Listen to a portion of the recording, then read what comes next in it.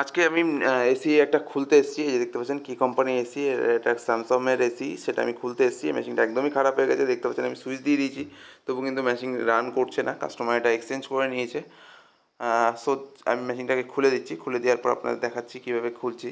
আর এই দেখতে পাচ্ছেন আমি বাইরে চলে এসেছি। বাইরে এবার আউটডোরের কাছে চলে এসেছি। এবার প্রথমে পাইপগুলো ডিসকানেক্ট করে নেবো, তারপরে আমি আউটডোরের যতগুলো স্ক্রু নাট আছে, নাট বোল্ট, সেগুলো আমি খুলে নেওয়ার পর আউটডোর থেকে তুলে আপনাদের দেখাচ্ছি। এই যে দেখতে পাচ্ছেন আমি নেমে গেলাম। নেমে যাওয়ার পরে এই যে দেখতে পাচ্ছেন ফার্স্টে আমি অ্যালাঙ্কে দিয়ে যেটুক গ্যাস নেই মেশিনে, তবু যতটা আমি আটকাতে পেরেছি আটকে দিয়েছি।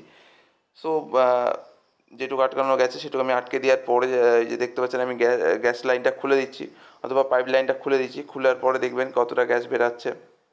এই দেখতে পাচ্ছেন সব কিছু আমার করা কমপ্লিট। আমি আউটডোরটাকে তুলেও নিয়েছি। তুলে নেওয়ার পরে এবার আমি আবারও নেমে যাচ্ছি।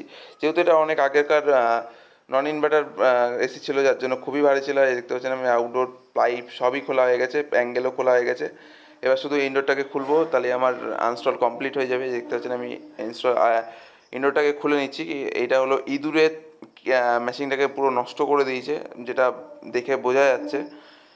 মেশিনটার কী প্রবলেম আছে আমি জানিও না। আমাকে যেহেতু খুলতে ডেকেছিলো, যার জন্য আমি খুলে দিয়েছি। মেশিনটা আমি চেক করিনি।